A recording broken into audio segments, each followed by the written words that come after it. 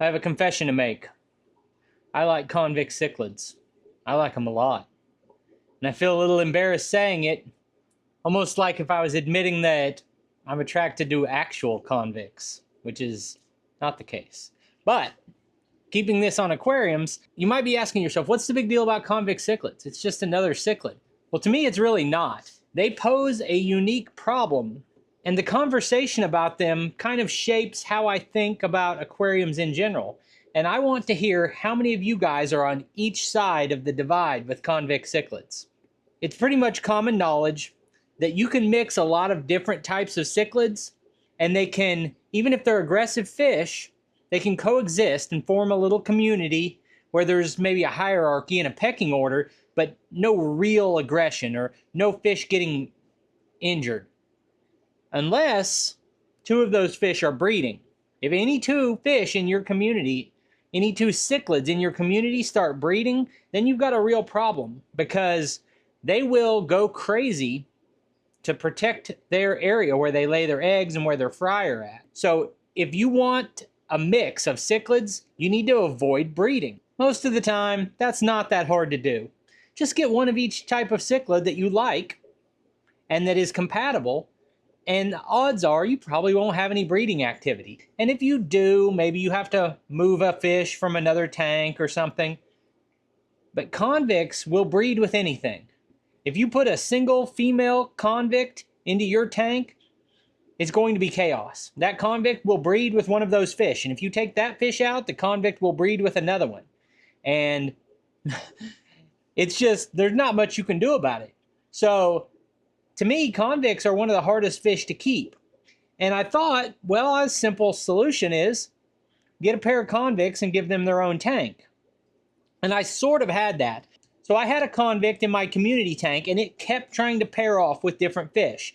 And I would separate out the other fish, or I would separate the convict and put it in a different tank. And wherever I put it, it was breeding with something else. So I thought, well, I'll just have a convict tank and let this convict breed in that tank. And I was thinking about getting two convicts, but at the time, my convict was trying to breed with a platinum polar parrot. It's like a parrotfish, only white and smaller. And they were trying to breed, and I thought, what the heck? I'll put those two in a 20-gallon.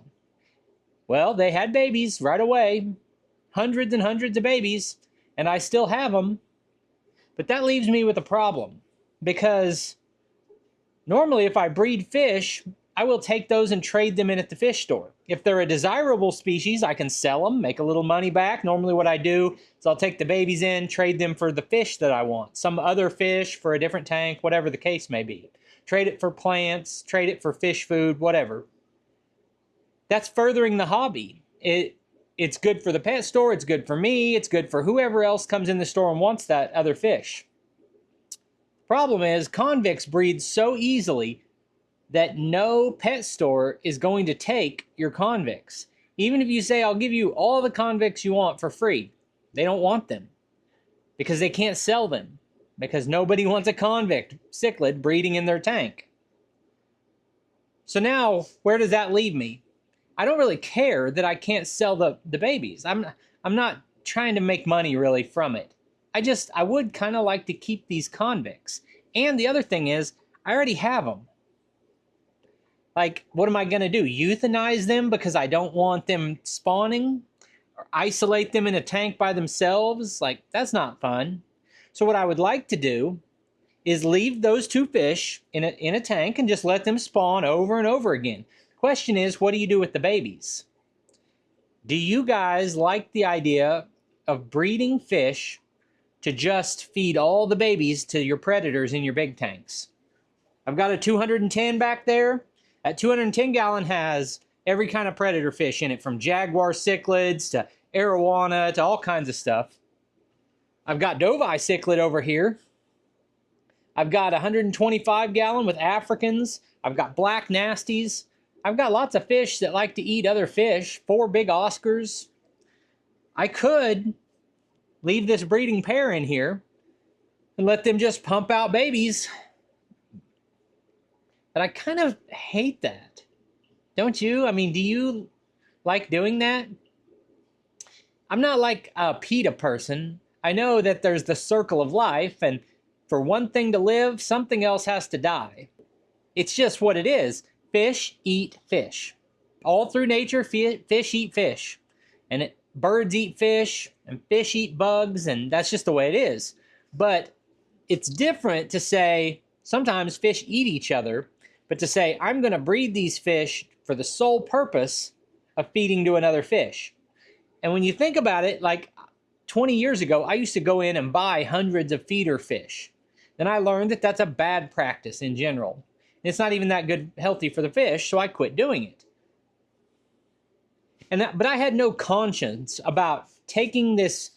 There's a big tank that says feeder fish, and they're super cheap, and I had no conscience issues with buying those fish to feed to my other fish. It didn't bother me at all. But now I feel kind of bad, like watching how protective those parents are.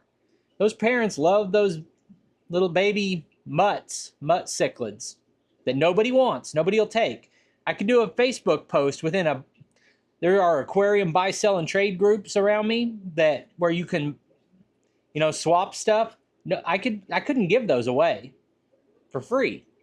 Like someone might take a couple here and there, but in general, they make hundreds of babies and you're not going to be able to do anything with them.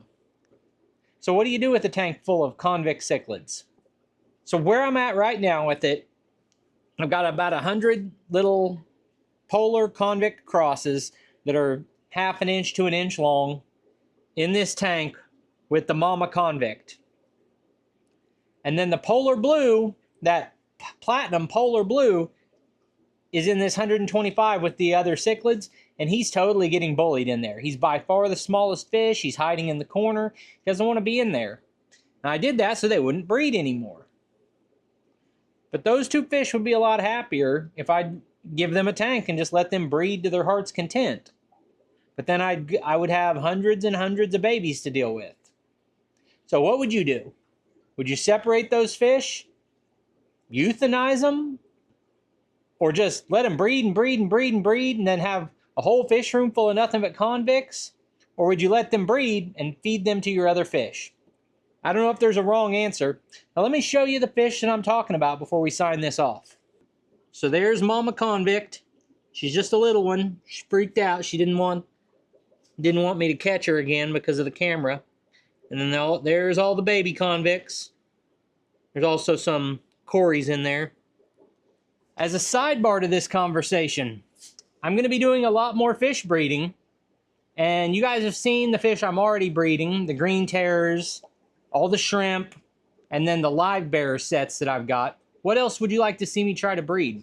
And there's the little dad. That little polar right there is the dad to all those babies. What do you think I ought to do? I have another 20-gallon that I could set up just for those two.